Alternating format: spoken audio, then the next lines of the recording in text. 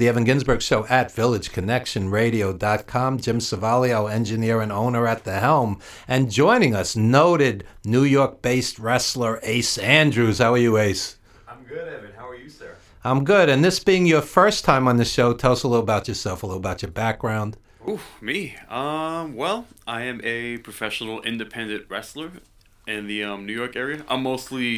I've done most of my shows in Queens, but I've been wrestling some shows in Long Island. At the hallowed Elks Lodge. Oh, yeah. I love the Elks Lodge. That's my baby. Yeah. That's where I had my first match about, I think about 3 years ago. It's funny. February 1st is actually my 4-year anniversary in the business when I decided I was going to be a wrestler. I don't know. Do you know Earl Cooter? Sure. Brian Idol? 4 years ago, on February 1st, he gave me a call. He was like, hey, I saw that you posted you want to be a wrestler. And he's like, hey, just come by. If you don't like it, it's not for you. You don't got to do it. Come by, take a look. Moment I stepped in the FTW Wrestling Academy, I knew I wanted to do this forever. There you go. It's the second best decision I ever made in my life. And what was the first? The first is the beautiful young lady over there. Okay, off camera. Off camera. I had to sneak that one in, of course, but it's true. And speaking of which, how does it feel to have somebody who's totally supportive? I mean, the odds of quote unquote making it to WWE are not huge in this business. So you have somebody who's very supportive regardless. How does it feel to have somebody totally behind you? Well, for me, I don't want to say like the end goal is WWE. If it happens, if my journey happens to take me there, of course, I'll go for it. I'm here for the ride. Yeah. If it's WWE, if it's not WWE, it's fine. I'm very happy with where I am now and where I'm going, of course. It's the unknown. And I have my beautiful and perfect girlfriend and perfect, yeah. To back me up. And she's like, Andrew, you want to do this? Okay. She's not totally comfortable watching me in the ring yet, but she supports me. She sees how much I love it. Just be careful out there, wrestle smart, and just come back to me. That's all she asked for, and that's all I want to do. There's always that risk. It's always. Wrestlers have died in the ring. Mm-hmm. Wrestlers have been paralyzed in the ring. Mm-hmm. How does she feel about that? Can I curse on this show? Can I not curse on this show? It's internet. It's internet. Andrew, I'm trying to do my best Kate impression. Andrew, you fucking get hurt in there. That's it. We're done. But not done. I'll still be there for you. I don't want you in a fucking wheelchair for the rest of your life. We gotta take. Which has happened. It's happened. She's not wrong in how she feels, or even wrong about this at all. Kate is new to wrestling. I'm like her first wrestler, kind of. So when I tell her, kind of, that's a yes or no. It is. It's just, yeah. It's for her. It's a whole new world, and I can see why it's scary. Now I've been a wrestling fan since let's say 98. Pretty much Stone Cold's on the rise and all that. I don't know what was going on. I didn't even know wrestling was, quote unquote, not real or whatever. But I went with it. And I fell in love with it. Speaking of 98, I'll tell you a related story. Mm-hmm. My buddy, the late great Tiger Khan, was in the ring. Typhoon picks him over his head, throws him over the top rope through a table. And my girlfriend at the time, she freaked out. She thought he was dead. Oh, wow. And to him, this was great. It's a rush. I went through the table. But, sometimes the people that love you who, it looks devastating, and it can be legitimately devastating. So you have to weigh, it does take a toll on the human body regardless. Yes. It doesn't mean you're going to end up in a wheelchair, but plenty of hip replacements, plenty of joint issues, etc., so on. I mean, you might feel this on your 40th birthday on a cold, rainy day. So, you have to weigh all of it. While I was training at the FTW Wrestling Academy, I had, everyone pretty much knows, everyone who knows me, at least I'll say, the Grim Reaper was the man who trained me. And he's awesome. He's, I know him back to the Doghouse days. Yeah. Oh man. Oh. He's been on the show. Reef is amazing in the ring. He's an artist. He is an artist. And underrated. Yeah. God, that guy, I feel like that man could do anything. And he's still wrestling. And he's not now. a kid anymore. He's in his 40s. And he's still the fucking man. Grim Reaper is my biggest rival, my strongest opponent. And I'm actually going to fight him again on February 9th for NEW. That's gonna be a heck of a contest. And that's Robert Saint's promotion. Yes, sir. He's been on the show, and we urge you to come out this Friday to the legendary Elks Lodge on Queens Boulevard. And I don't live far from there. I'm gonna come down. And check it out. Great! Yeah. I've actually started a petition, to ban the chop on February 9th. See, I'm gonna fight the Grim Reaper on the 9th. However, he's not going to chop me. Yeah. I just need your support to come by, sign my petition on the 9th, and we will ban the chop together. And speaking of chops, when I used to see Flair and Steamboat wrestle, they would chop each other so much they would actually bleed from the chest. Yep. So again, there's that line between, sports entertainment and reality, and these guys would literally bleed from the chest. Yeah. Yeah.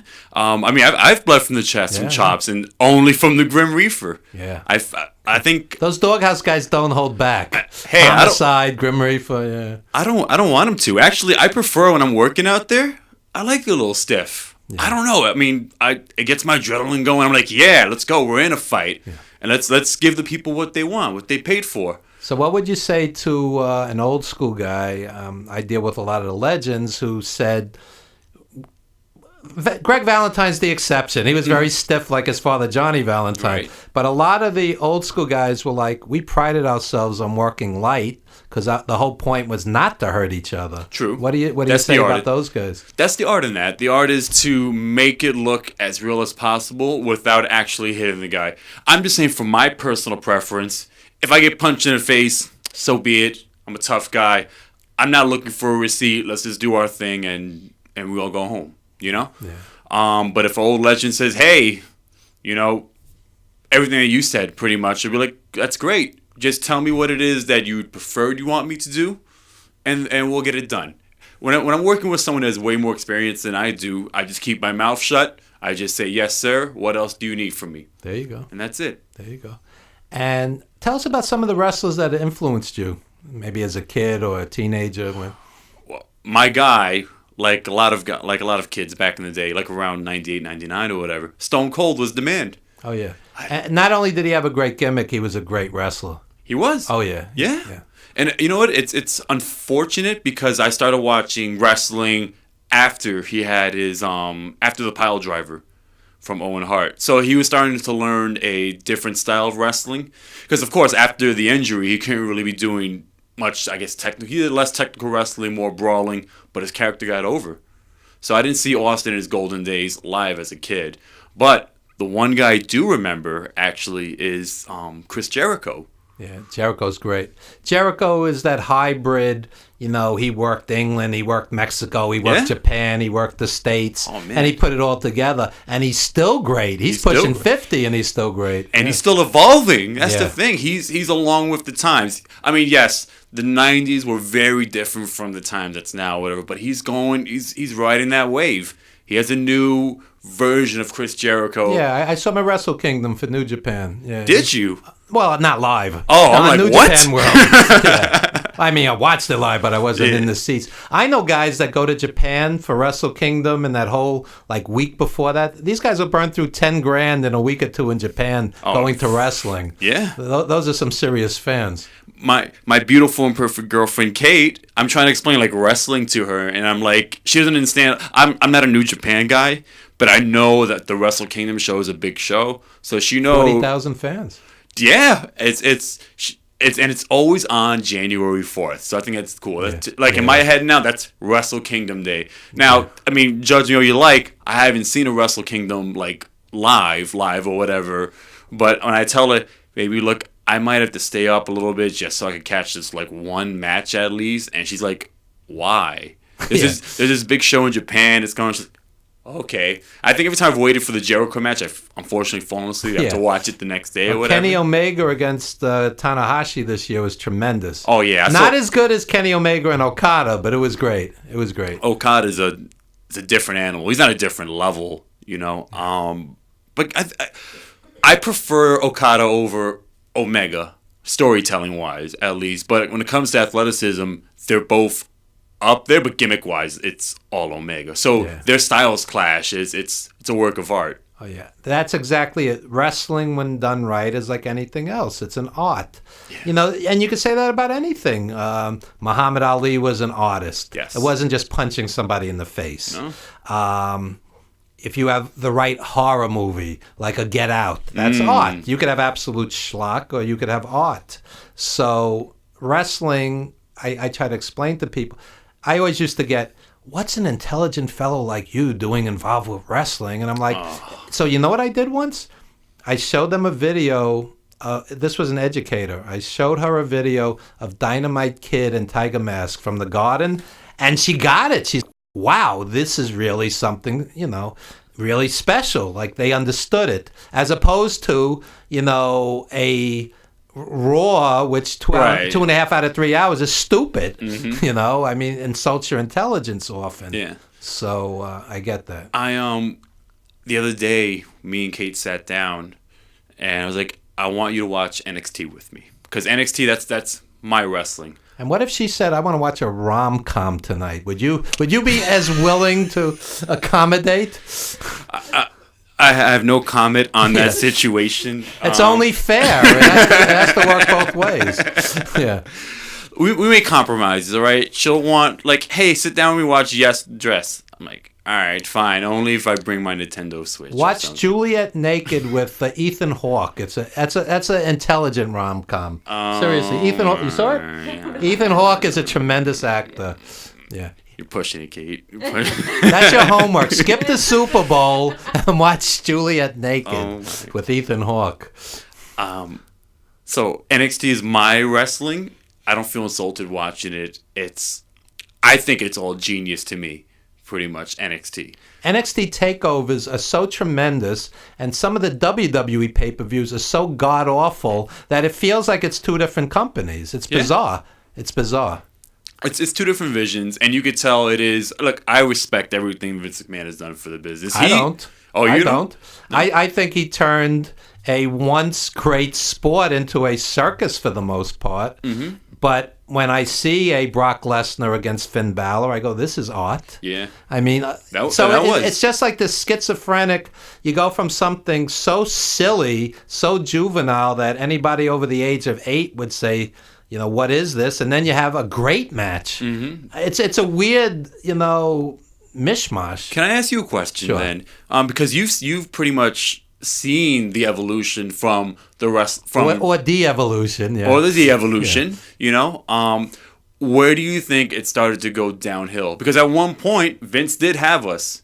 Vince had us with he let Stone Cold run wild and do his thing and ratings. I could explain that.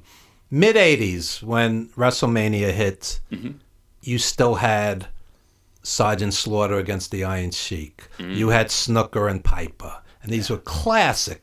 You had even Hogan and Orndorff. Tremendous. Yeah. But Shooter had 3-4 years, and everybody was a cartoon character. Yep. And Terry Taylor, who was great in the NWA, was the Red Rooster, and it killed him dead. And Dick Slater, who was great in the NWA, was the Rebel. And this guy's a plumber, and this guy's a golfer. And you know, it jumped the shark at that point. And even today, I mean, any movie, I make movies. Any movie, you have to care about the characters.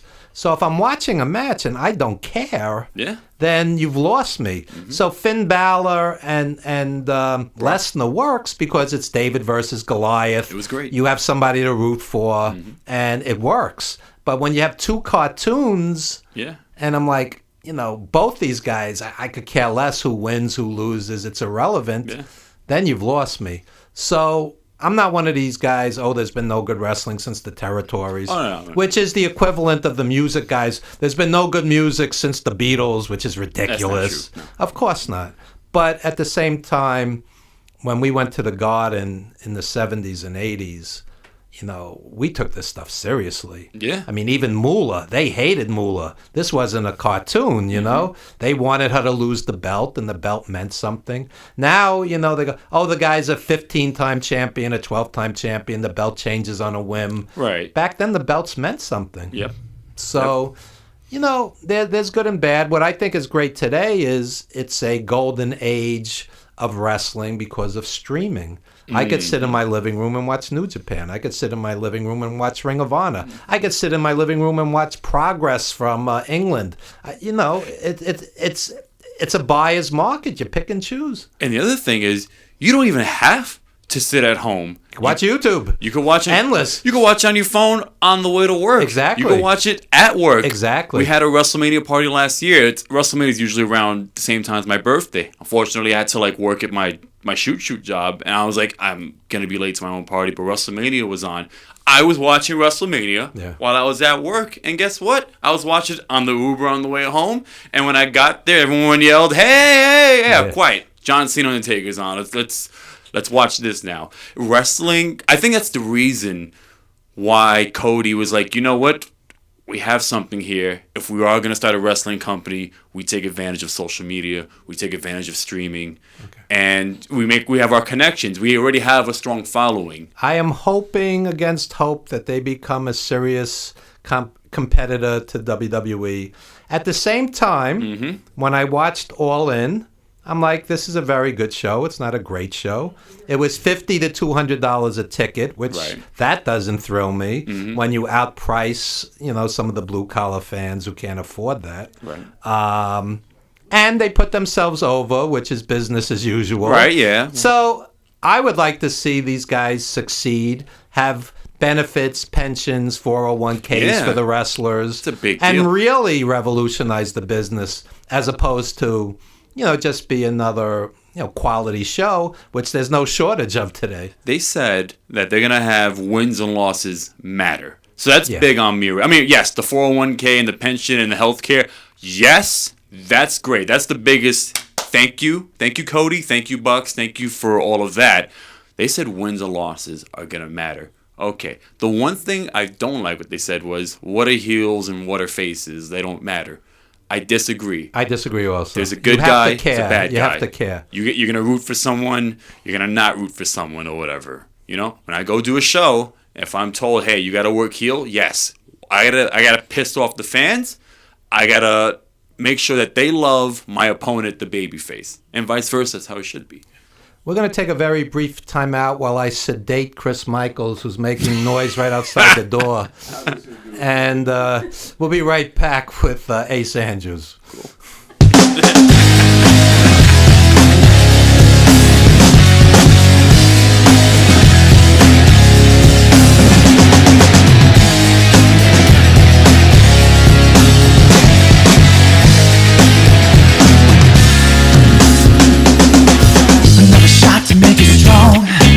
Not to shake it off, another night to make it all feel so exciting.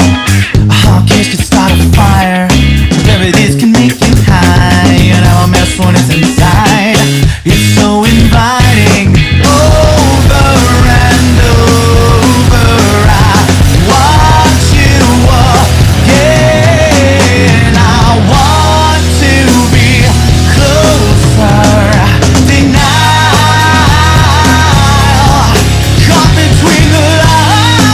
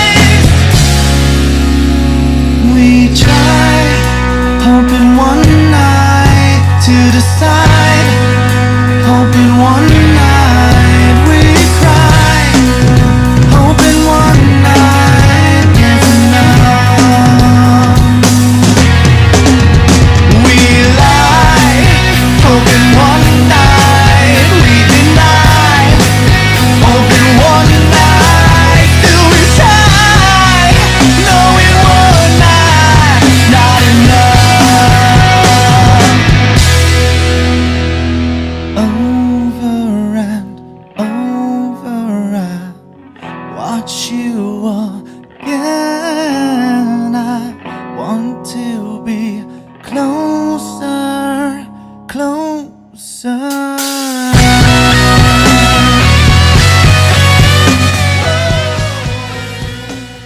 All right, and joining us, veteran Chris Michaels, formerly of WWE and ECW, former tag team champion. And so we have a veteran and a younger wrestler. And what would you tell a young wrestler today? Wow, what I would tell a young wrestler today is train in the gym, train in the wrestling ring. When you're creating your character, make your character have a backstory. Give some substance to the, if you're just a guy wearing a gimmick, it's an empty shell. So give your character something. Make people interested in your type of character. Make yourself an interesting person, not just a guy flipping around here and there, but that doesn't engage himself with the fans. Johnny Valiant said to me, if you're doing it right, when you walk down the aisle, the fan should know within 30 seconds you're the good cowboy, you're the bad cowboy, you're the good Indian, you're the bad Indian, or what your gimmick is. And a lot of times I can't tell. It's just like 37 high spots, and the guy misses one, and he stands like a deer in the headlights, and it's kind of this forgettable, exchange. And I was telling somebody that yesterday was the 43rd anniversary of Billy Graham and Bruno at the Garden, and that I remember vividly, and I won't remember something from last weekend at the Elks Lodge, if it's a mishmash. Mm-hmm. And then you got guys at the Elks Lodge who are true artists. Mm-hmm. You see a guy like Homicide at the Elks Lodge, or a Grim Reaper, They make this stuff count. Yeah. Any time they bump, it means something. Anytime they do any sort of move or action, not even a move, just looking to the crowd, getting a reaction from them, they make that count. It's the highs and lows of a match, and it takes true artists to make it work. And what do you consider some of the highlights of your career? Highlights? Any Grim Reaper match. Working with Smiley from House of Glory. I learned a lot from both matches that we had, but the second one was, I think, one of my best matches. Working that match, it was not everything went as planned. It was a good learning experience, and then how I learned to listen better from a veteran, and then just learn to work instead of going by a script, whatever. Read the body language, see what he does, react, sell. Okay. And I remember you wrestling in some really good brawls with Alvin Alvarez. Oh yeah, yeah. That was whew. Those were fights. That's how he's a big boy. He's like a bull, that guy. He is a tremendous wrestler. I can't thank BCW enough for the opportunity to work with him. And that says something that I even remember, because I'll sit through 17 matches on an indie card, and I remember those matches. So those were good matches. Had. It was only 3, and we stretched it out, because the crowd pretty much was like demanding it. And I didn't know what. Our first match was supposed to be a one and done. But in our first match, which is also my beautiful and perfect girlfriend's first match watching me wrestle. That's like the catchphrase, beautiful and perfect girlfriend. Try to get it over, Yeah. I said, hey, baby, I'm gonna go do my thing. I hope you enjoy it. First time, I get these stitches.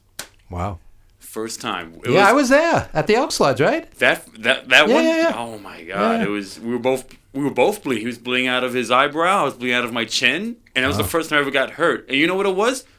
It was a simple turnaround miscommunication. And your mom was in the audience, right? Oh yeah, my mom. Because she was flipping out. I remember this. My mom is way over with the crowd. They at the end of our rivalry. How do moms feel about that kid being bloodied in the ring?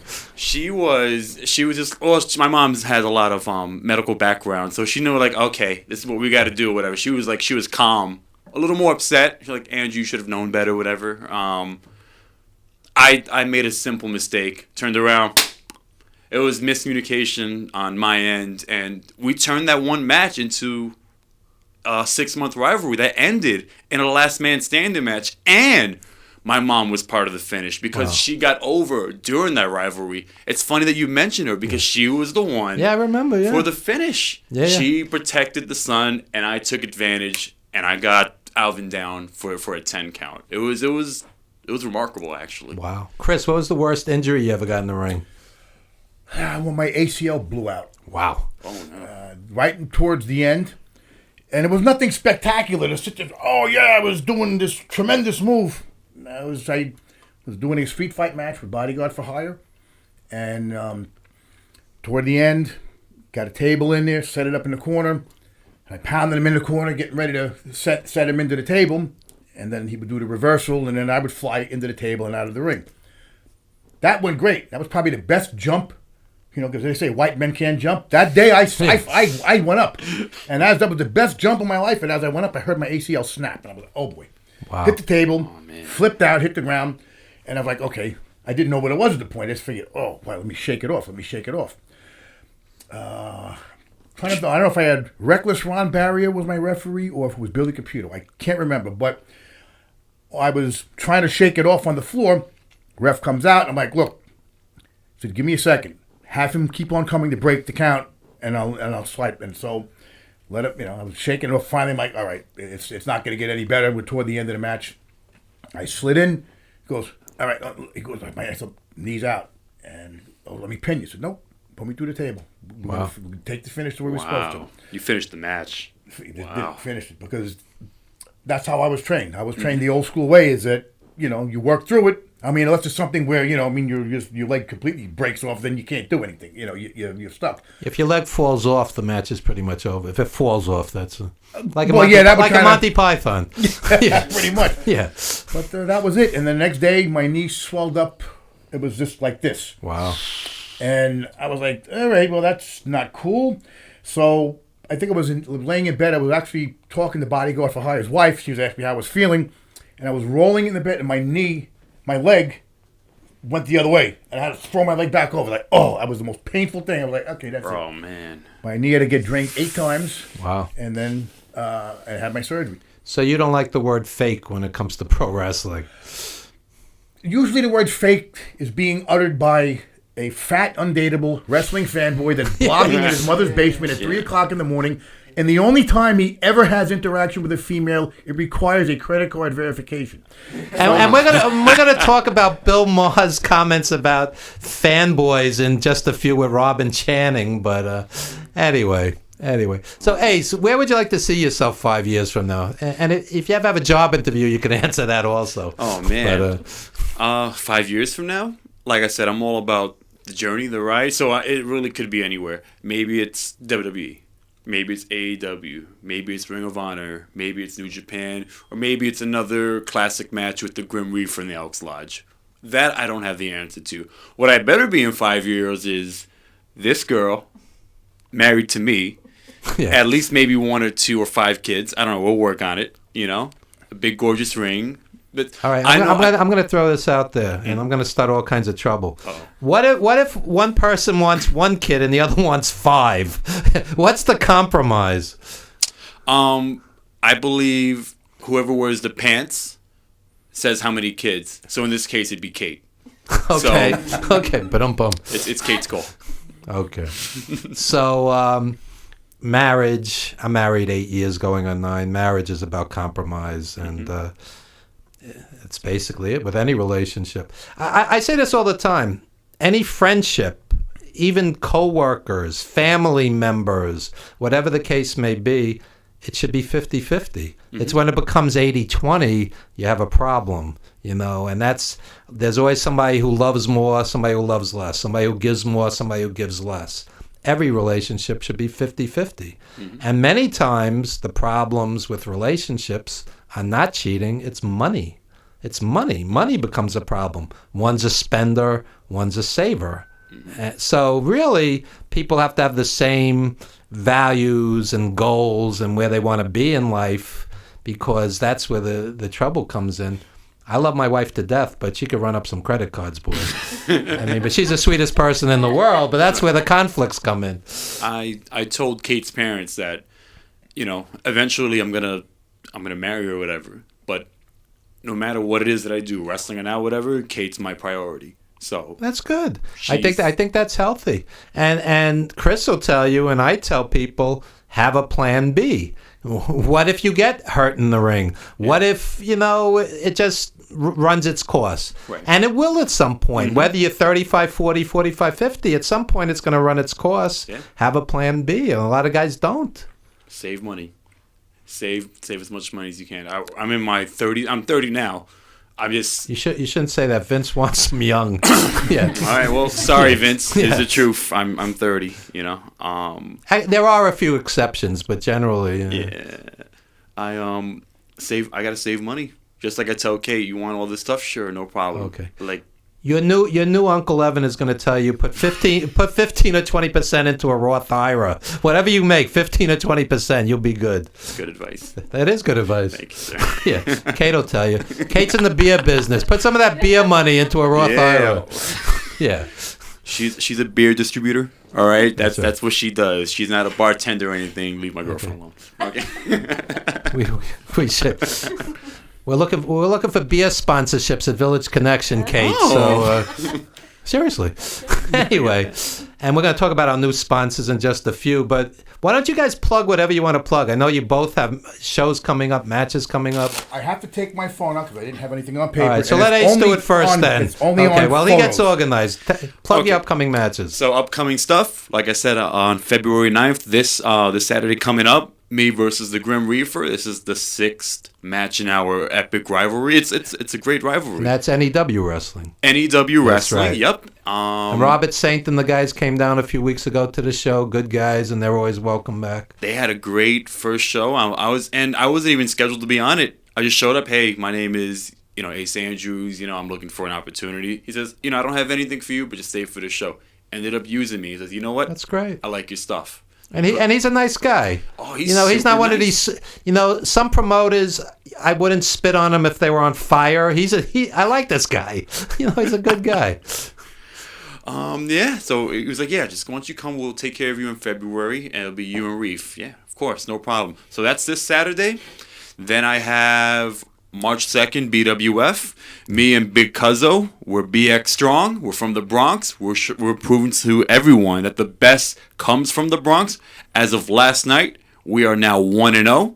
So we'll be there on March 2nd to be 2-0. March 22nd, BCW's anniversary show. That is the biggest show of the year. It's WrestleMania season. Yeah. It's BCW's 3rd anniversary show. And I got a big surprise for that night coming up. And of course, I forgot, excuse me. FTW presents Raging in the New Year. It's the scheduled show from January 19th. It's now rescheduled to February 16th because of the deadly snowstorm that didn't happen. Yeah. I'll be taking on Gabriel Sky to reclaim my FTW Gen X Championship. That's on February 16th. And Gabriel Sky's coming on this show in a few with some of his cronies, so that'll be fun too. Oh, that's great. He'll be titleless less soon. There That's you gonna go. be mine. There you go. Chris Michaels, plug whatever you want to plug. Well, for one thing, I want to plug for the Evan Ginzburg show sponsor, SWF. On the same day, February 9th, The Great Awakening, featuring the SWF heavyweight champion, Tommy Dreamer, will be there. And it's Saturday, February 9th, 2019, at the Passaic Valley's Elk Lodge, 1 Fellner Place in Totowa, New Jersey. 8 years anniversary. A lot of people didn't think Rob Fury would make it this long. Thank God he listened to me. Never gave up. Keeps pushing forward. Don't care what anybody else says. And let me say something about Rob Fury. This guy's out on the street in a good way, putting up flyers, posters, old school, hundreds and hundreds of flyers and posters, hustling. It's not a pretty website. It's not a Facebook page. The guy's out there, and that's why he survived 8 years. It's a tough business. Yes, it is. A lot of guys have not lasted 8 years. No. Yeah. And there was times when it looked like he was going to pack it in, but he survived. He survived. It's just, you have to, when you have something that's going on, you have a dream. Having a dream is good, but responsibility's got to be taken care of first before you nurture that dream. Well, some of these guys are just dreamers, and, they're playing in front of a building full of appreciative empty chairs. Yeah. So, you got to put the time in, like anything else, of course. And also, Pro Wrestling After Dark. Remember Chad Mins was here a few weeks ago. That's right. It's only a few days away. Friday, February 8th at 434 Vineland Moose Lodge, 187 West Wheat Road, Vineland, New Jersey. Doors open at 6, bell time 7:30. Pro Wrestling After Dark. Number 2, The Shit Show. And it's a 21. And that's the real title. That's the real name. title. That's the name. Yeah, he's not. Yeah. It is a 21 and over crowd. No kids. Leave them at home because it's an adult theme. So for you dateless wonders that are sitting at home, there could be a nip slip. You might actually get to see a nipple. It's funny. That's worth $20 for some of these guys. That would be the only time they'll ever see it. So Isn't Scarlett It's an Bordeaux on that opportunity. let's see. I think Scarlett Bordeaux's on this show from Impact Wrestling. There's I believe so too. There's all, Yeah. even She's on that Joey Ryan will be And there. Joey Ryan, yep. There will be dick flips that night. They were- So what do you think of Joey Ryan? Be honest. I have no comment on the situation. He's not a sponsor. You can say what you want. Okay. Well, I mean, Joey is, I guess, I don't want to, you know what? I was going to say he's like our gold dust of this generation, but he's not. Joey Ryan is all gimmick. I'm not saying he can't wrestle or anything. He does his thing. He does actual dick flips and stuff like that. The crazy part is he got over. Yeah. I can't take away anything from the success of Joey Ryan. As an old school fan, I'm not like Jim Cornette where I want to strangle the guy, but at the same point, to me, it's Insulting. performance art. It's silly. I wouldn't seek it out. Right. It's Me not either. my thing, but if he's successful and the fans enjoy it, I mean, more power to them, and consenting adults and all of this stuff. But it's not what I would pay. I want to see Kenny Omega. Right. It's But that's someone else's thing, Yeah. And if he's drawing all these crowds, and guess what? If he's bringing in all the money for the gate to help pay for the boys, help pay for the ring rentals and stuff like that, then okay. It's all about putting fannies in the seats. Yeah. And the thing is that when it all started, it happened at just regular venues. Now there is actually 2 guys, Rob Fury and Chad Mins, who said, "Hey, wait a second.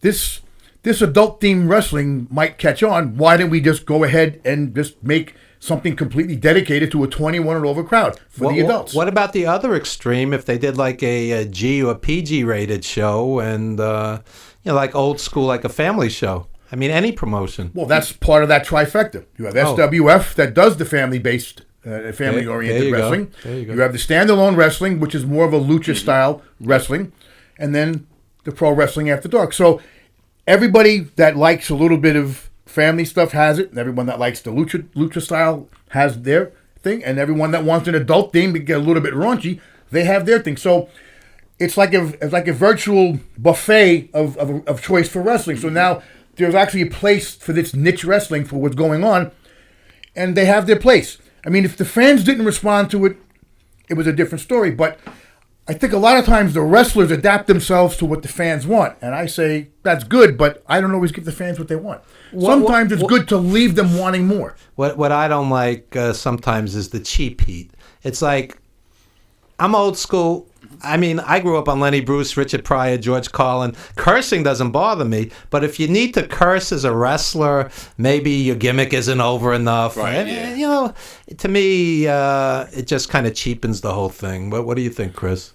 Well, yeah. I mean, in a cutting a promo, I really don't like that. I mean, it's one thing if you're wrestling in the match and a guy gets you and they think, "Oh shit," or something like that. Yeah, that's it's different. emphatic. Yeah, it seems Yeah. legit because you can't tell me that there's not that one coffee table in the house that always finds your shin in the middle of the night, and I'm sure you're screaming expletives when you bang into it. So that was when it seemed emphatic.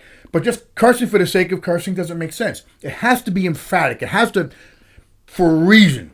Yeah. Like for instance, maybe a guy, his mother got jumped, and it was like an angle that they did.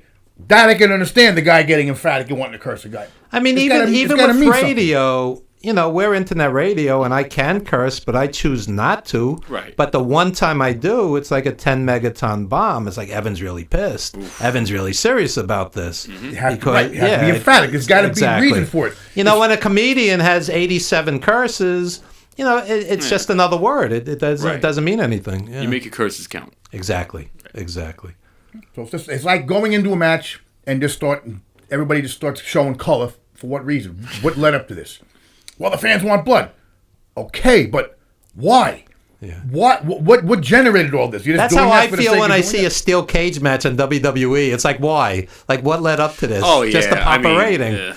Yeah. Yeah. In the old days, a steel cage match was a big deal. It was like the blow off to the feud, and they hated each other. And today they just we have a cage match in the main event. We have the cage. It's the right building, the right crowd. Like that's it. It depends on the city. It's not even if the wrestlers even hate each other. They're at that point. It's just they're in L.A. Well, put a cage in it, damn it. Yeah. In New York recently, they had AJ Styles and Daniel Bryan in the cage, and the night before, they had Cena and somebody else in the cage. And I was like, it's no big deal anymore. In the old days, I would have been, oh my God, there's a cage match. It'd be like Cena versus Elias. Why? They don't even. Cena's not even on TV. He doesn't even have an issue with Elias. Throw him in a cage, damn it. Yeah, exactly. Like what Evan said, for me, the cage was the build-up. You would have the match where maybe there was outside interference. Then you had another match where it was a screw job for something else. Maybe it was a cheap pin. And then it built up to something else. Now the manager is handcuffed to the ring post, can't move. Now they've done this. So they keep on doing something to try to level the playing field and try to make it fair, but somehow they get by. And they do it again, and they screw him again, and it builds and builds and builds. And finally, the only way we could prevent this outside interference is put him in a cage. Now it makes sense. Can I ask you guys a question? You just did. Sure. But you could ask me something. Yeah. Can I ask you guys another question? That's another Sure. one. Wasn't Dusty and Ric Flair in a steel cage match? And I think it was to stop the Four Horsemen from getting in, and because the finish was because Ric Flair was going to go over, to avoid the crowd from entering the ring. That I don't know. That you don't know? I think that was... I'm trying to get my wrestling history right on that. I know when Billy Graham won the belt from Bruno, the fans were so enraged because he had his foot on the rope and the ref didn't see it, that he was swinging the belt around his head to keep the fans away from him because they were going to murder him. Yeah. My God. Johnny Valiant would tell me stories about riots he was in. He said one time the fans knocked him down in a riot. They were stomping on him, and Butcher Paul Vachon came out to save his life.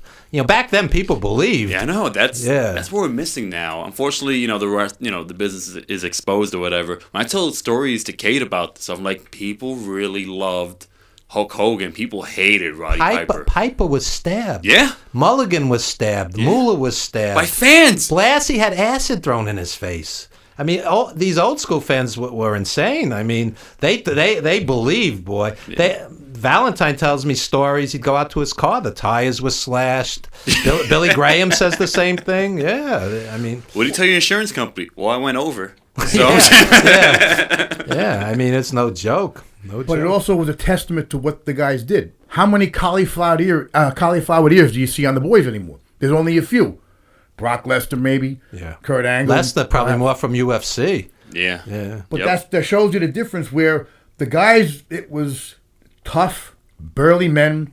They weren't showmen. They weren't, aside from maybe a Gorgeous George coming out, it was all gimmick and things like that.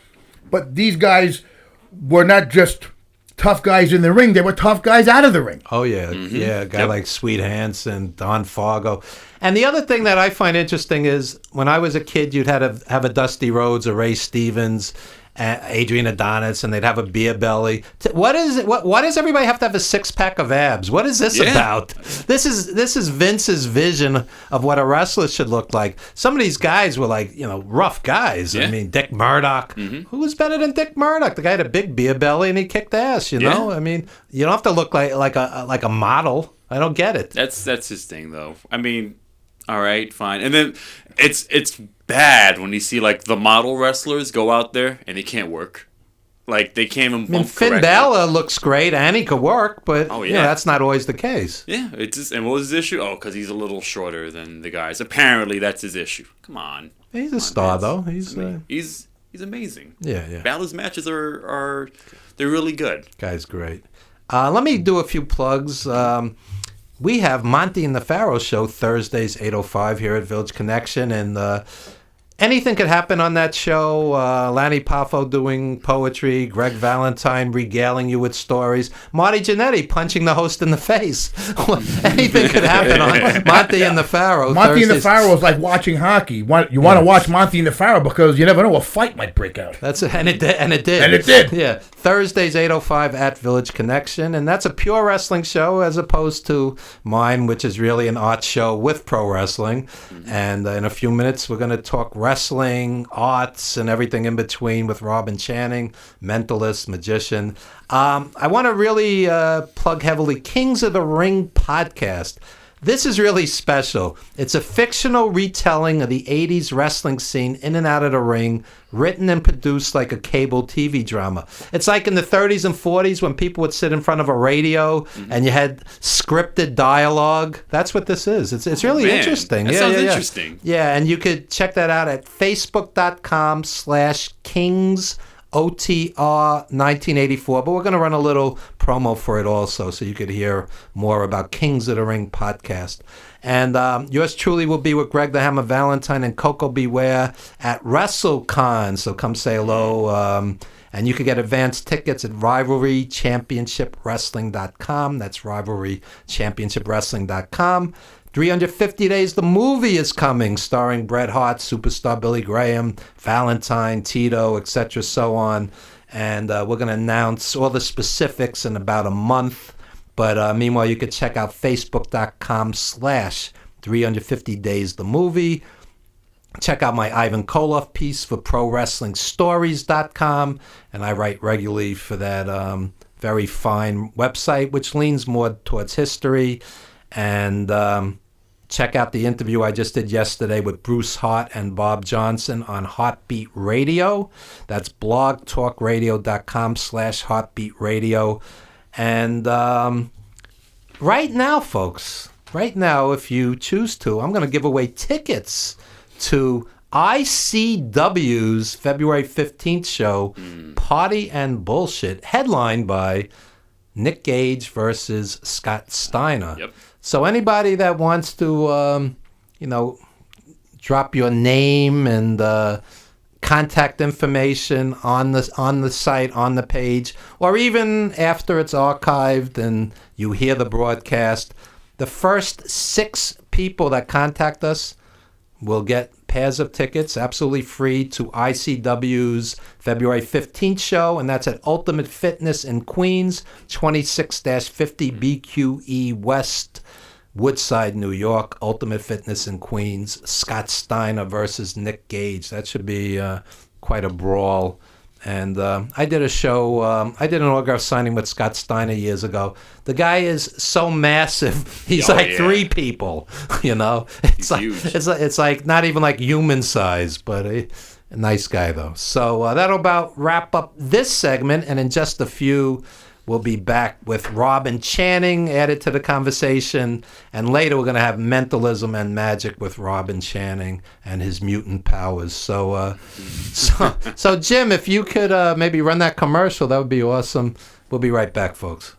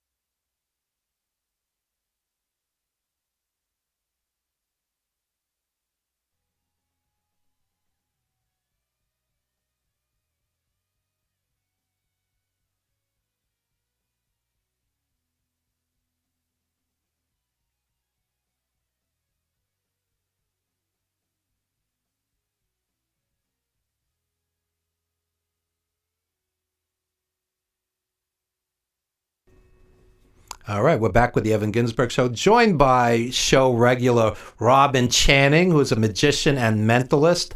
And I wanted to bring this up, and you all could join in.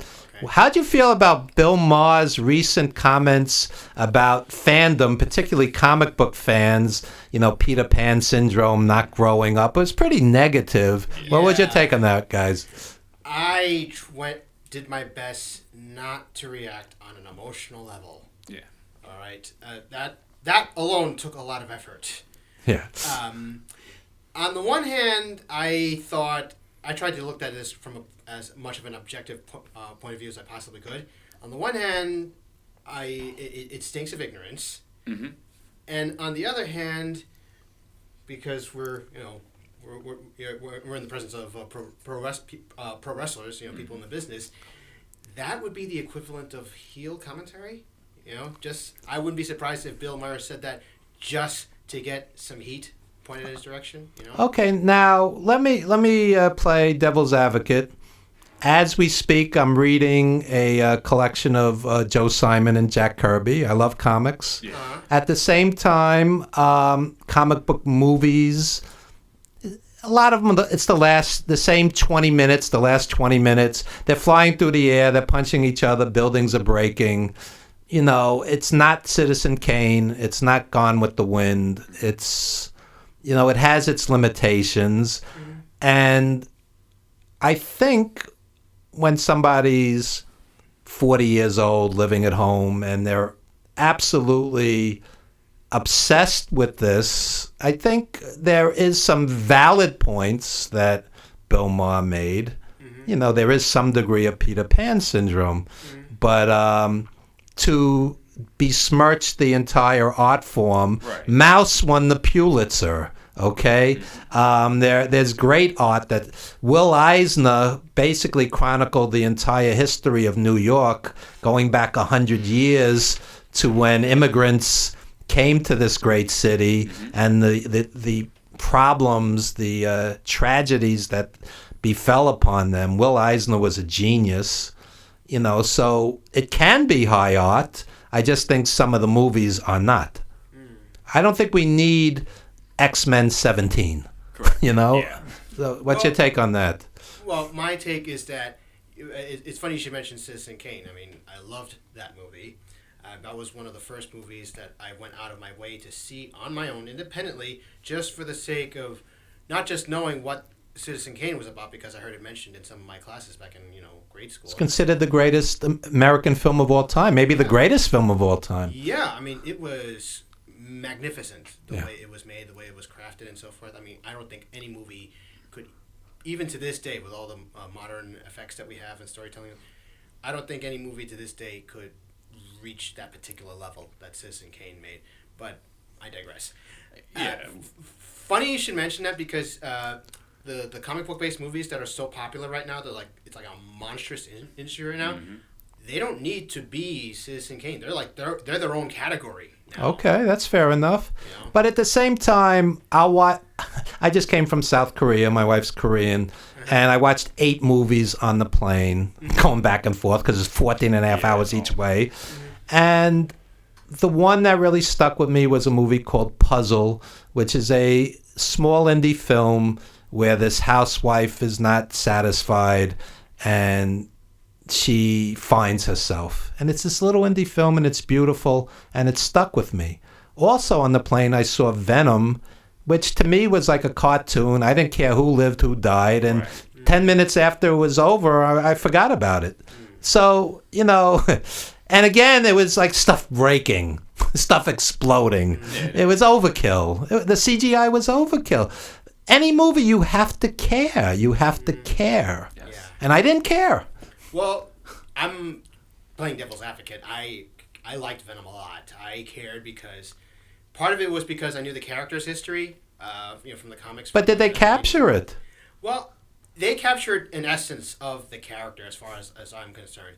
They took their own liberties, made the Venom symbiote more of a sarcastic kind of character, not so much like... To me, it was like a poor man's Deadpool. Deadpool I liked. Deadpool was great. Yeah. Well, I I didn't think I would like Venom that much at all, to be honest. But I liked this is just me personally. I liked the way it played out. As a matter of fact, I ended up buying the Blu-ray once it came out, and I watched it. There's no problem disagreeing with a movie. Siskel and Ebert disagreed on everything. But my point is, it didn't leave me with much, and by the next day I forgot about it. Okay. Whereas, a Citizen Kane you could watch 10 times, see something different every time, because it's art. Right, it's art. Right. What we already spoke about this. When art is done right, we remember it, we love it. Let me ask you guys this: how do you guys feel about Black Panther being nominated for Best Picture? I haven't seen it yet. Oh, it's really good. Yeah, I mean, yeah. my opinion, it's I really, thought it was really good. It's on Netflix. I'll check share it that out. opinion, by the way. Yeah, it's like when it's done right, you remember it, you love it. Black Panther is top tier. The Dark Knight, top. Oh yeah, top Dark tier. Knight's a quality film. Yeah, No doubt. There's something that stands out. I loved Avengers Infinity War. It was great, Yeah. But I mean, I might have liked Black Panther a little bit better because they showed me the hero. They gave a backstory. They explained the villain's purpose too. Yeah. Then they battled. Then the hero had to come back. And then they fought again, but the fight meant something. Right. Instead of just explosions and things breaking and CGI. Like what you were talking about before, with Yeah. the build up to a cage match having to mean something. Yes. Yeah. Everything in Black Panther meant something. And I'll take it to another level. I find it almost emotionally cheating when the character is killed and the fans are sad, and then they go, oh, reboot, remake, different universe, and the guy's not even dead. Like a perfect example, Walking Dead, which I love. It's Rick's last episode, and everybody's getting ready for like a good cry. Rick's gonna die heroically, and then he goes off in a helicopter, and the producers go, "We're having another series with Rick." I mean, it's almost like cheating. Man, I don't watch The Walking Dead, but that sounds. Spoiler alert. I'm not gonna watch, but that's upsetting me. The way you put it, It's like emotionally cheating you. Yeah. That's upsetting. I just want to mention something because we talked about Black Panther. I think the one thing about that movie that I think why everybody was so gripped and compelled by it, because probably the first time that I could think of in American history where black people were the majority of the cast and were finally put in a positive light rather than being pimps, drug dealers, wife beaters, baby What daddies. about Shaft? Foxy Brown, Coffee. Well, there is that. But as Chris pointed, it's not just that they were put in a positive light. They were put in a glorious light. I mean, here they were. It's a different genre. Yeah. Highly technologically advanced civilization. Yeah. They were like, in terms of their technology and their culture, they were so high up there. They were like portrayed gloriously and magnificently. So So it was actually the tribesmen over the colonizers. Don't tell me the ending. I didn't see it yet. Okay. Well, just remember the word I'm sure Black colonizers. Panther wins at the end. Spoiler alert. And you know what the cool thing was? Who was the visitor? The pilot. He was, your basic white male, and they're explaining to him how the city got here and what they built on and the vibranium and everything. And I'm not spoiling anything. It's just they gave a backstory to everything. So by the end of the film, you gave a shit. On social media, when I see things like this white kid shouldn't wear a Black Panther mask during Halloween, it's cultural appropriation. I go, that's nonsense. Stan Lee and Jack Kirby were white guys. They created this. I mean, a black kid could wear a Superman outfit or a Batman outfit. It's like, why politicize everything? Right. Right. Yeah. I mean, someone's just looking to start a fire. That's all it is. yeah. Cheap heat. Cheap heat. There you go. There you go. There you go. It's because, what me and myself, my wife, Evan, you and your wife, we are what America really is. Your wife is Korean. My wife is Black Guyanese. So that's the real America. But the way the media portrays the America, because after a few short years, we had no problems. We had En Vogue with the singing Colorblind. And, all these, I hope I'm right with that, but the point is that we've come so far only to fall back to stupidity. The real America is what you see every day, not this this garbage you see that's out there. Social media gives every idiot a forum. That's the problem. When I was a kid, and I'm 103 years old, I just try to take care of myself. But when I was a kid, if you saw two guys holding hands, the whole block would stop.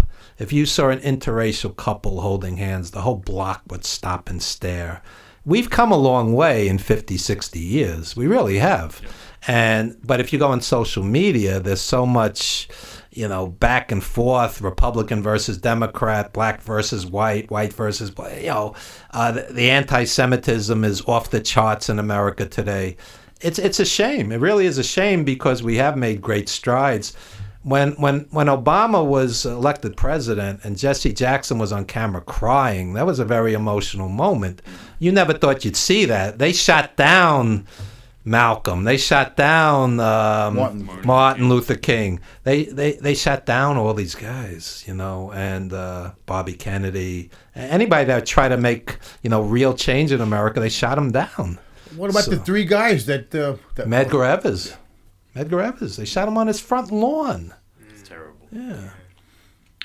We've come a long way, and like Morgan Freeman had said, and I totally agree with what he had to say. How do we stop racism? Stop talking about it. Yeah. There you go. Personally, I feel Black History Month, like Morgan Freeman said, why? Why do we have it? Black history is American history. Yes. Because the same thing like Morgan Freeman posed to Mike Wallace. Would you like a Jewish History Month? And he goes, well, no. Black history Maybe is we need American it considering a third of America doesn't know there's a Holocaust. I mean, you never underestimate the stupidity of the American public.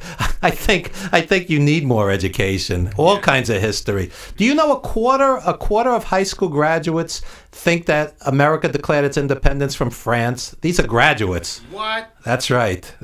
Look it up. Yeah. I mean, people have no idea of history. Even, like, I love music. We regularly have musicians on here. One canceled today, but that's besides the point. You talk to a kid and you say, who was Elvis, who was James Brown, they don't know a lot of them. They know what's on the charts. They have no sense of history. Well, for hearing Kanye West saying that he's better than Paul McCartney, please. They think Kanye discovered Paul McCartney. Oh, yeah. Yeah. Well, look, when teenage kids today, when you talk about the Holocaust and Auschwitz, these kids have a deer in the headlights look. Yeah. We have not had, other than 9/11, we haven't had any kind of a war where anybody can actually relate to things, to understand sacrifice, understand what we as Americans have done globally. And we've sacrificed and spilled blood probably more times than not. Mm-hmm. But America will still help. We see, look, there's things going on in Libya right now. I don't hear people complaining about the black people that are being sold for body parts. I don't hear anybody talking about the black people who are being beaten, tortured, having plastic melted on their eyelids to seal them shut. Wow. Who's talking about that? In Libya, who's talking about that? Where? No one's complaining about that. But everybody wants to complain about capitalism.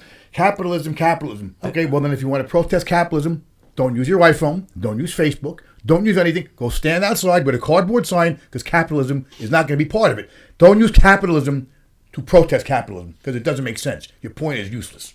Wow, we went from pro wrestling to this. Absolutely. Yeah. Wow, right? Yeah.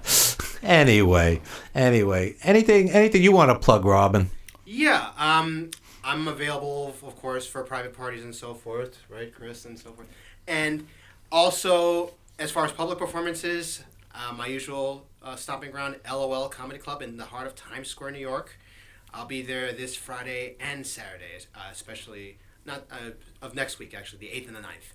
So, especially the 9th, I'll be headlining. So, wow. Feel free to come and check it out. There you go. And if anybody needs a pro wrestling legend for parties, get in touch with me. We book all the legends and bring them to your WrestleMania party. Wouldn't it be nice to have a WrestleMania participant sitting in your living room and doing a party with you guys? That'd be great. Yeah, well, get in touch with me here at Village Connection. Yeah, February 9th, I would love to go, but I will be stomping a puddle. I'll be stomping Rage into a puddle. I'll be walking him dry. I'm going to piss on him, reconstitute it, and I'm going to do it all over again. So be careful, Rage, because it's time to give you your distemper shot. Team Splendid will rise. Wow. And I'll be on that same show, and I'll be working Grim Reaper. And you know what? He's not going to chop me because you're all going to show up. You're going to sign my petition, and he's not going to give me one single chop. Not one. And then I'll be victorious. Wow. Sounds like a big show. I'm going to be there February 9 at the Elks Lodge, the elegant Elks Lodge on Queens Boulevard. It's the classic. It's a Korean church. I forgot someone put it. It was like, that's like your first girlfriend. You know, you don't always go back to it, but it's your first love, and that's the Elks Lodge. I used to see ECW there with Terry Funk and Sabu and the Gangsters. And well, how about LIWF with our dear departed friend Bobby Lombardi? Yeah. LIWF over there when it was actually the Elks Lodge. Now you're in that little thing off to the side, so it doesn't have that same feeling. Still has that giant elk out front. Yeah. You know? Yeah. That Bobby Lombardi show, if you think about it, think who was on that show. Johnny Valiant, JYD, Nikolai, they're all gone. They're all gone. Yeah. With Bobby as well. And Bobby as well, yeah. So it just shows you that our friends, man. We had an idea when Bobby was still breathing to honor this man rather than eulogize him. And we did, and I still had to eulogize him, but at least we let him smell his flowers while he was alive rather than have flowers around his casket. So appreciate people in your life while you're here because tomorrow's not guaranteed. That's what I'm getting philosophical again. See that? See, just because we get hit in the head with chairs and stuff doesn't mean that the brains don't work. There you go. No chair shots for that for me, please. None. Yeah, he will have a petition out. He's going to be on change.org. Right. Okay. That's right. And when we come back, Robin Channing's going to enchant you with his mutant powers. And the future Mrs. Ace Andrews will be on camera doing magic and mentalism with Robin Channing. So don't go anywhere. Beautiful assistant, because none of us. Don't go anywhere. Beautiful folks. and perfect assistant. Yeah. There you go. We'll be right back, folks. Okay. Kings of the Ring is wrestling's first audio drama podcast as a fictional depiction of the 1980s wrestling industry in and out of the ring. Join us as we take you back to the 1980s. You'll be a fly in the wall in the locker rooms of the past while the wrestlers put together matches. We'll take you into the jam-packed arenas where the rabid fans of the past believed everything they saw was real. We'll take you inside the ring, where you'll hear what the wrestlers talk about, and you can feel the action. We'll take you to the underbelly of the arena, where the wrestlers got into all sorts of trouble. And we'll take you to the bars and clubs where the boys got into even more trouble. And it wouldn't be 80s wrestling if we didn't end up at the hotel room. Search Kings of the Ring from any podcast app or go straight to the website kingsotr.com.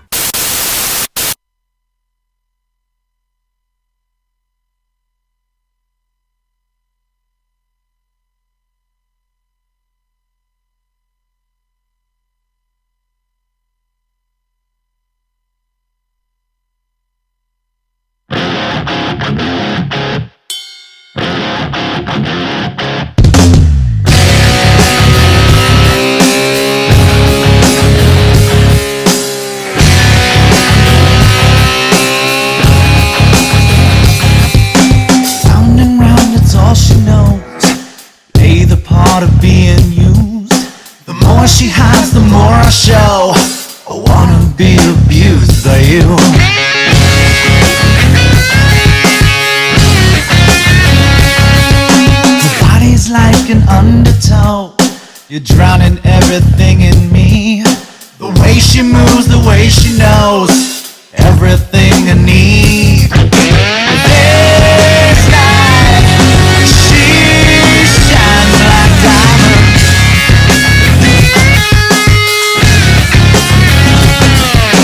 So fine, so high, so low.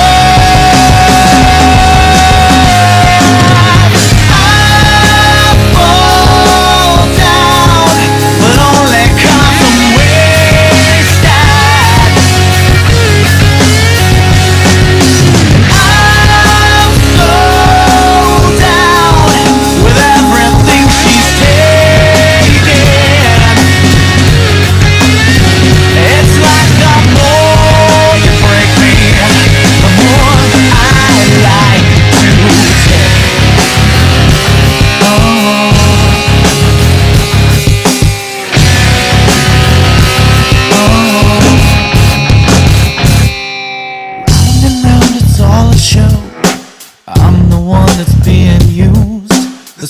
are just the afterglow of living on a fuse.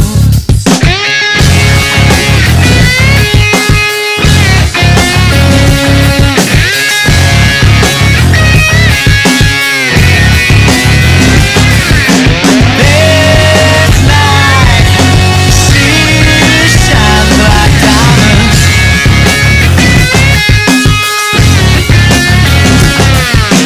So fine, so high, so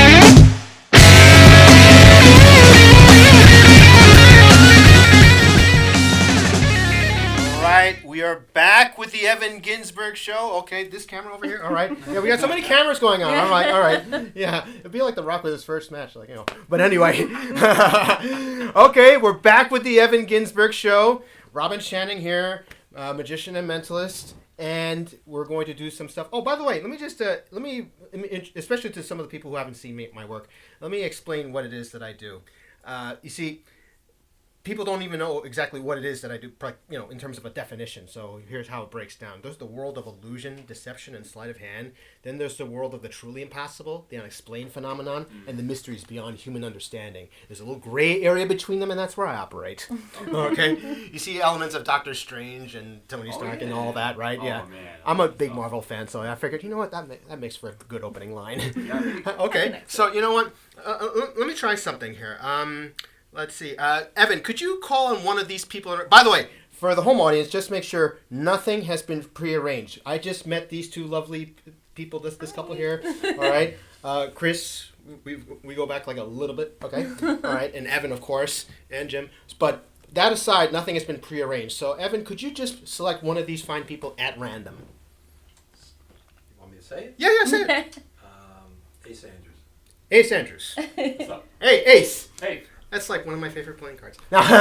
Or four of them. Okay. Now Ace, just say the first word that comes to mind. Anything off the top of your head, Say right? it loud because the mic's not. Okay, on. say it loud. All right? All right. I'm going to say okay.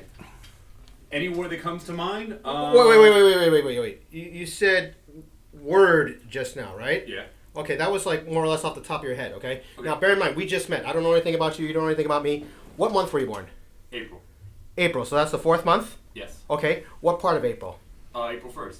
The 1st. Mm-hmm. Right at the beginning. Okay? Right at the beginning. Now, I cannot stress this enough that we have not met. We haven't prearranged anything, right? Right. Now, another explanation about me, you see, I keep several unsavory habits.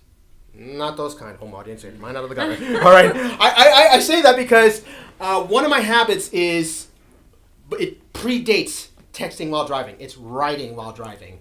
And I write premonitions at the worst possible times, like including while I'm driving. So that's one habit I have. Another, something else unsavory about me, my handwriting. Because of the fact that I'm driving while writing, my handwriting is terrible. Okay, could you take that and open that up for the first time? Okay, bear in mind, this has been in this wallet the whole time, so open this up. All right. Post-it. Yeah, that's a post-it, okay. Wow. Okay. What does it say up there? Word.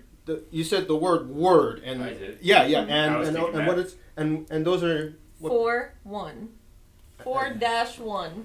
as in Wow. seriously. April Wow. 1st.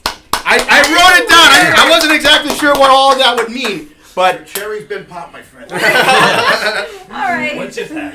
I know, right? That's where they call him a mentalist. All right, and at this point, it's going to get worse. Okay, all right. Okay, you know what? We mentioned the late great Johnny Valiant. I had the distinct pleasure of performing for him, so I would like to share a few things that I did with him. I was sort of improvising as I was performing for Johnny. but I'm going to try something with that. Okay, so I'm just going to roll with this. I'm sorry, what's your name again? Kate. Kate. Okay, hi Kate. I'm going to show you the entire deck as best I can. All right, the entire deck. What I'd like you to do is I'd like you to look at all these cards, but think of one card and remember it. Can you do that for me? Okay. Okay. Look at the whole deck. Okay, and think of one card and remember it. Can you do that for me? Mm-hmm. All right. You have one in mind? Yes. Okay, good. Now, bear in mind, this was as free a choice as possible. Yes. Mm-hmm. Okay. So, Kate, deck is on the table for the first time. Name your card. Ace of spades. The Ace of Spades. Mm-hmm. Sure. Yes. You positive? Yes, positive. And there's no way I can change your mind, right? No. None. Okay. Ace of Spades. Now this is as total a mystery as I can possibly manage. Total mystery. We're going to employ the concept of mystery. As a matter of fact, we are going to spell the word mystery, and for each letter of the word mystery, I'm going to ask you to turn a card over from the top of the deck. Okay. Bear in mind, I don't touch the cards. Okay. Mystery. M. Turn it. Just put it here. Yeah. Okay. Okay, and on top of that, Y, S, T, E, R, and on the Y, you said Ace of Spades, right? Mm-hmm. Show this to the camera. Wow. I know, right? That's weird. Let that moment sink in, okay? That's amazing. That was one of the things I did for the late Johnny. But Wow. But now we're going to leave everything at random, okay? But before we leave everything at random, I'm gonna make the rounds here. Ace, could you? I'm gonna riffle down the edge with this. Say stop anytime you want. Stop. Okay. Somewhere in the middle. Okay. Stop. Okay. Here. No more. No less. Are you sure? I'm sure. This is okay. Yeah, all right. fine. Now, what I want you to do is I want you to commit that card to memory. Okay. That's for you. Okay, Ace. Okay. All right. Chris, same deal. Say stop anytime you want. Stop. Here. You sure? Okay. Commit that card to memory. All right. Okay. All right. You know what? Just for giggles, Evan. Same for you. Say stop anytime. Stop. Okay. Here. Can you see that card there? Can you commit that to memory? Okay. Good. All right. And Kate, we're gonna do things such that this will be a total mystery for you. So raise one finger. Thank you for being polite. Yeah. Okay. Use that finger to touch one card. Any card you want. That one, you sure? Yeah. Okay. Now I'm going to put this in the middle, but I'm not going to ask you to look at it. I'm going to ask you to take it and put it in your pocket without keeping it a secret even from yourself. Okay? The bottom card. Bottom card. Okay. Okay. That's the one you touched originally. And put put it it in your pocket. in my Okay. pocket. Yeah. So that only you Okay. knows what it is. All right. Now, we have 3 fine people here. Point to any one of these 3 people. Hey, Chris. With her polite finger. Yeah. There you go. Chris, think of your card. Think of your card. It wouldn't be the 2 of diamonds, would it? Yes, it would. Yes, it would. Okay, 1 down. 2 to go. Okay, one of the remaining people. Hey, Evan. Jack of Hearts That's right. What? and King of Clubs. You picked yet? Wow. That? Wow. What? I know, right?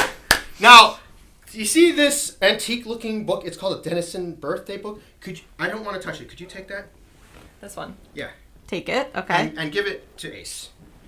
Ace, I'm sorry. What was your birthday?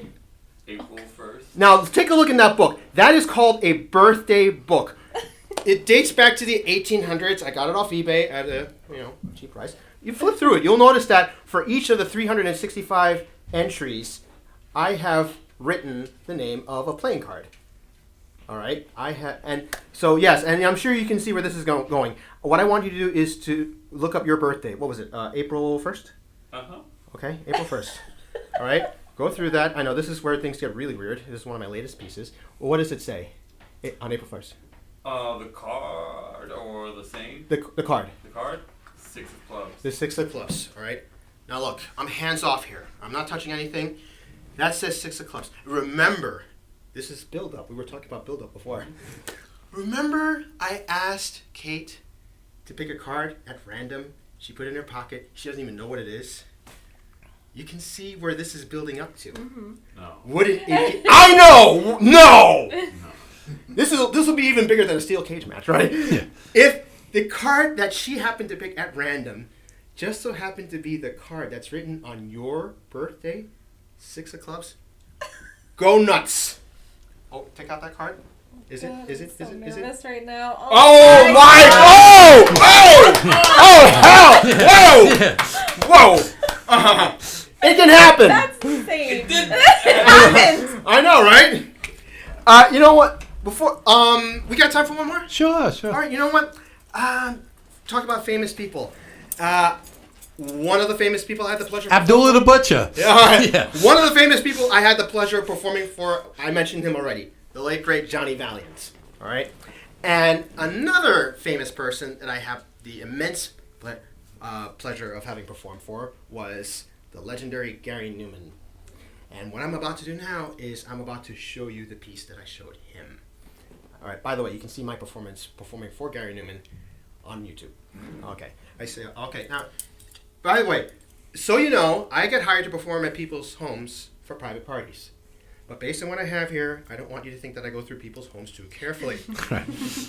Especially the kitchen area. Okay, Kate, check those out. And you guys check those out. Make sure they're nothing more than what they are. That they're just stainless steel, heavy-duty Costco forks. Yeah. All right? You see, I'm honest about where I source my things. All right? Retain one. Give me back the rest. All right? Okay, I'll take the rest. All right. Well, all I need is just two forks at plate. All right? Okay, so... All right, I'll take this. Okay. All right. So these are what we're going to be working with, and bear in mind everything's solid. Okay. Now, what I'm about to demonstrate is often referred to as telekinesis, and that's a phenomenon of the mind, where the power of the mind influences physical reality. All right. Here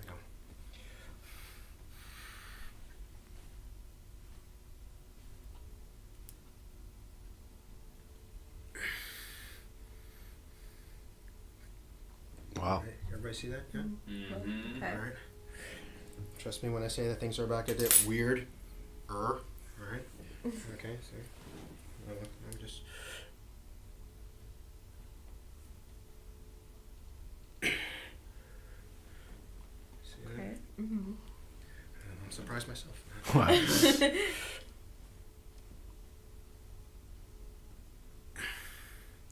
Wow. I guess now you know what Evan was referring to when he was talking about. That's right. He'll be joining the X-Men shortly. Okay. Or opposing them. That's you right. know, right?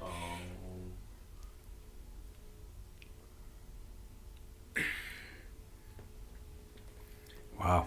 Wow. I know, right?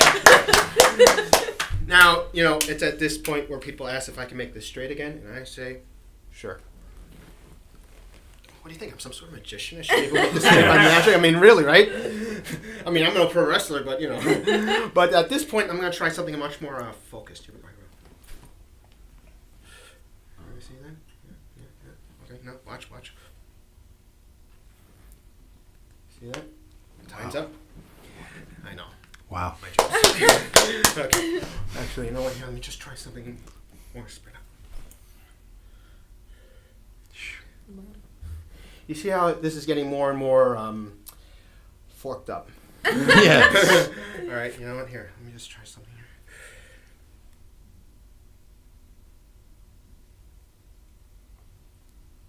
here. See that? Wow. See that twist at the neck there? See that? Yeah. I know, right? Actually, here, let me just try.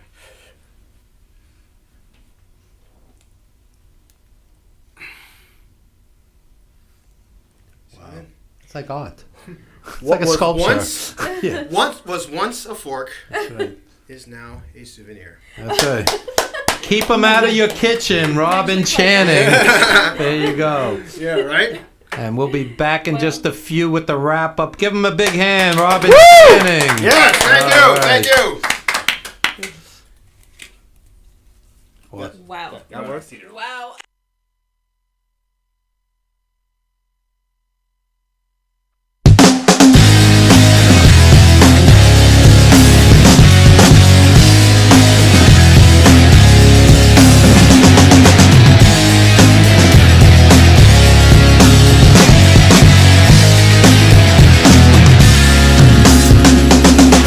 Another shot to make it strong, sober not to shake it off.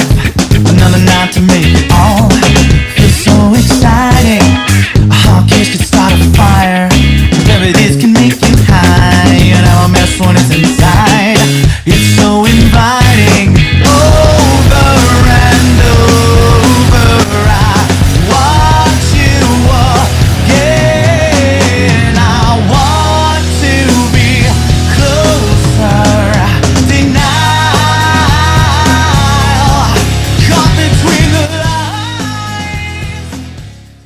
we are back with the Evan Ginzburg Show with the wrap-up. So, Kate, what did you think of Robin Channing? Pull the mic closer to you. I mean, that was incredible. I'm here. I'm seeing everything firsthand. It was crazy. Very, very cool. Very cool. And you are in the beer industry. Tell us what you do, because today's like the biggest beer day of the year, It's huge. Super Bowl Sunday. It was big. So I work for Manhattan Beer Distributors, and my territory is in Brooklyn, and basically I have accounts in my set territory that we sell beer to, and this was a huge week for us, obviously, for Super Bowl. Wow. Yeah. And I was associate producer on The Wrestler with Mickey Rourke, and Protozoa is down in Williamsburg. Mm-hmm. So did the young folks like beer for the most part, Yes. or what are they like? Oh, it's all over. So with Williamsburg, I actually also used to work in Williamsburg, and it's actually going very vintage. Miller High Life is Really? a huge package that we sell out there. It's probably one of our top selling packages. How much beer would you estimate America is going to drink during the Super Bowl? Millions. It's, Really? Yeah, all Wow. day, I would say. So, Wow. Well, yes. especially the guys drowning their sorrows when their team It's a big one. It's a big house party day. Then also bars are flooded. So anywhere you can drink, today is the beer day I'll tell for you, sure. If the Patriots win tonight, Yeah, talking to the mic. I'm sorry. Yeah. Patriots win tonight, there'll be a lot of hungover people tomorrow, Yep. for sure. fallouts. Yeah, they say it's a big day for people to call in sick for work tomorrow. Yes. Wow. So, what is the line between, having a good time with your friends and drinking becoming a problem? What is the line? It comes to maturity, I would say. I've been in the bar industry for like 12 years, so I've seen all walks of life within that 12 years. And as long as you are mature, you have a good time with your friends and know when to cut yourself off or cut your friends off, it's a great time. No one likes to lose control. And when you see that start happening, as a job of being a manager or a bartender, you should be kind of monitoring who you're serving. Well, you're also legally bound because if something does happen to you with a server, Exactly. you actually could have litigation against you for not cutting them off. 100%. Nobody wants that. I used to work in retail some time ago. I worked for 7-Eleven in between jobs. And everybody thinks that 4 o'clock in the morning is cutoff time for the bars.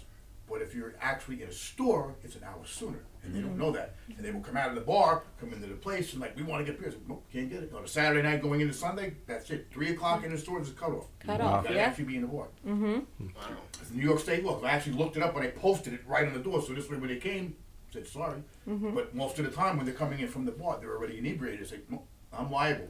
You go out there, something happens, I'm not going to be responsible. Yeah. Because it says right there, anyone who's knowingly intoxicated, you are not allowed by law to sell them the product. Yeah, and why would you want to serve someone like that? Why would you even want to be giving them something that's going to push them that much more over the edge? Again, you don't want to be responsible. So They say that 1 or 2 glasses of red wine is actually good for the heart and healthy. But again, I think there's that line people cross where they overindulge and, yeah. It's like a dog. A dog will keep eating. At Yeah. some point, you have to know You when have to stop. Yeah. Right. Goldfish will eat till they explode. Really? Really? They will eat Wow. and eat. And It's because a thing. that's all they do. I mean, what other purpose do they have but sit in the fish tank? I'm not on camera, but Yeah. that's what they do. You keep feeding any fish in the fish tank. You keep feeding. I never heard of exploding goldfish. You Oh, taught me yeah. something. You taught me something. Yeah. Wow. They eat till they blow up.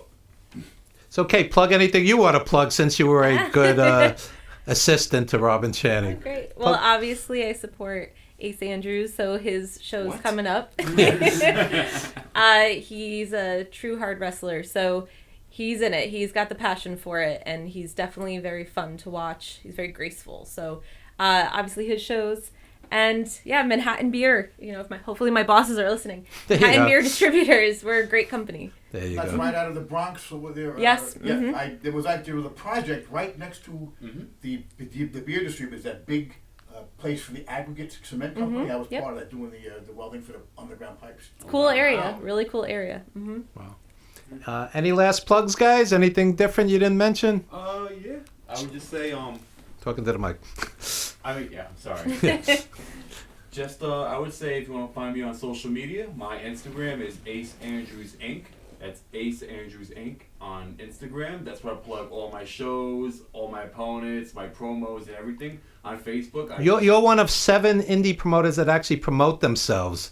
These guys are all talking about Raw and SmackDown. How come they don't promote themselves? That's their fault. I don't know. Reef told me if you're gonna do social media, he's an old school cat, but he's like, if you're gonna do social media, just be smart about it. Don't expose the business. Promote the business. Promote your opponent. Build up your opponent. They'll come to the show. They'll see you fight. And that's it. I promote my stuff. I get a lot of slack from Kate. How come you don't put more stuff of me and you? I'm like, I'm sorry. It's the business part. You know, this is how I also pay some of my bills too. For me and you, Kate. It's all for the business. I have to promote myself. I have to promote my opponent and build them up. It's also, I think, the right way to do it. I don't talk about Raw, SmackDown. My opinion is my opinion. I keep it to myself. When I see 27 wrestlers on a card and there's 22 people in the audience, I'm like, these guys didn't promote. Right. You promote. Yeah. Chris Michaels promotes. I mean, these are the guys I would hire if I were a promoter. Yeah. I mean, I don't understand the lackadaisical... oh, by the way, I have a match in 2 hours. That's not promotion. No, it's nothing. Yeah. Well, they think wrestling's going to sell itself, and that's half the problem. They don't understand the amount of behind-the-scenes work that goes on to put a show together. And if you're not promoting yourself, a lot of guys, they want to be successful. If you were going to open a butcher shop, would you just open it up without going around and passing out flyers? Hey, I'm opening a butcher shop. I'm going to have places opening.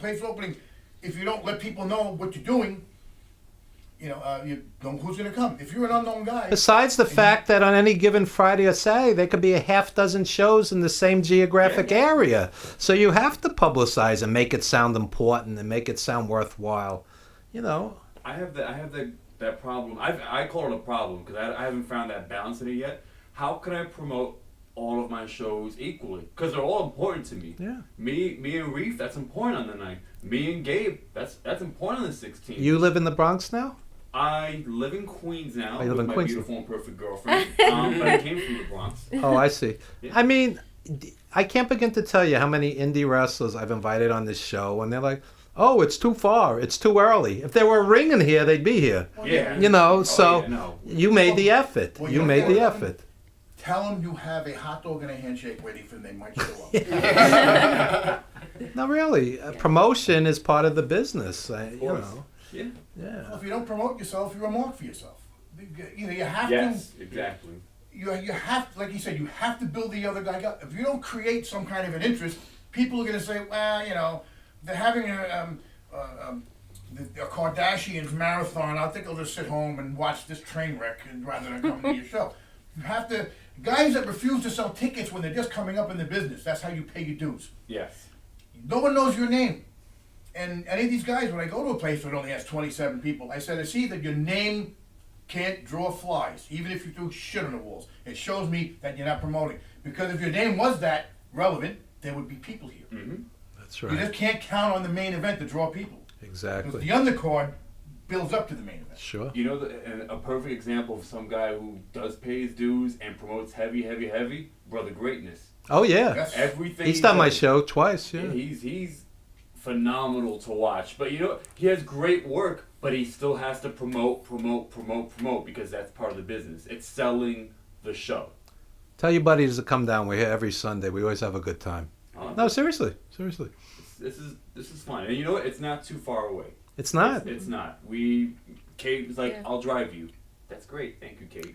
Wrestlers used to drive 4 or 5 hours to do a WWF TV taping and get $25. Yeah. 4 or 5 hours. Mm-hmm. I mean, if you can't drive a half hour to be on a TV or radio program to promote yourself, there's something missing. I don't get it.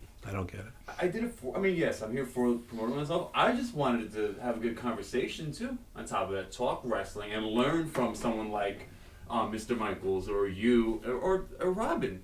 This was a cool experience. Thank you. And I hope it was a cool watch for everyone at home. Thank you. Appreciate it. Mm. And speaking of promotion, check out my articles, ProWrestlingStories.com. And our sponsor, SWF. And again, check out Kings of the Ring podcast for radio drama, like when our parents were kids or our grandparents sitting in front of a radio in the pre-TV days. Radio drama, wrestling. That's interesting. Interesting concept. I'm gonna check these guys out because I think that would be something good. We have the Foley in the background, like the cups on the table, simulating a galloping horse and stuff. Do you know when they did War of the Worlds? H.G. Wells on radio, like 1939, when I was a kid. I'm joking. The people really thought the Martians had invaded. Yeah. People were like fleeing their houses. People That's jumping how out convincing windows. it, right? That was Orson Welles who narrated that, right? Orson Welles, yeah. Yeah, we're bringing it back home with Citizen Kane. So No, seriously, yeah. I mean, can you imagine how convincing that must have been? That people were fleeing their houses. They thought there was an invasion. Well, I guess look how new storytelling was radio was back then. So I mean, that was their only way of knowing what's going on in the outside world. I mean, that was new to everybody. Wow, voices are traveling over the airwaves, and they figured it must have been legit. If they didn't, and I think it was the people that didn't catch it from the beginning that didn't realize. Yeah, that too. Yeah. So you're tuning in the middle. It's like all of a sudden you're hearing about stuff like this. It's Yeah. like what, So I had the opposite experience on 9/11. When I saw the towers going down, I thought that was like a Godzilla movie or something. Like the Right. build, I didn't think it was real. Yeah. Yeah, I mean, everybody was just stunned when we saw that. It was surreal. I It was a watched it sad out day. my window. I was living in Staten Island on Richmond Terrace on the 5th floor, top floor of this building. And I looked out, I saw the one building with the plumes of smoke. And I said, okay, well, this could have been an accident like, the Empire State Building several times. They had planes crash into it in the past. Maybe this could have been one of those times. But when I saw that second building, Yeah, that was I it. said, Yeah, not an this- accident. I said, we're going to war. And I actually went to my recruiters again at 40 years old, and I took my ASVAB again, and I scored higher than I did in 83. And they just said, what job do you want? They were so desperate for people, they were going to let me go back in as a sergeant, not lose a stripe. Wow. So think about that. 2001, I got out in 87, and I wasn't going to lose a stripe or anything. And they said, any job I wanted, I could have had it. And I was like, what am I doing? I already have an ACL replacement inside my knee. It's like, it was just that emotional knee-jerk reaction to that. Yeah. Jim Savali, anything you want to plug? Anything new on the station? New shows? Just the shit in the toilet that I gotta clean after the show. Yeah. Somebody messed up the toilet here at the station. Wasn't me. Anyway, that should about do it, folks. We'll wrap it up and clean the place up, hopefully. Thank you, everybody, to our illustrious panel. Thank you. Thank you, Evan. Thank you so much. We'll be back next week. All right.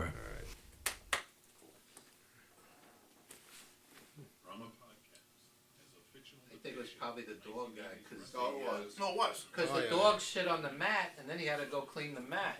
So, Yeah. Well, I mean, you could have taken it and thrown it in there little by little. That would have Not for nothing, but if I was in a place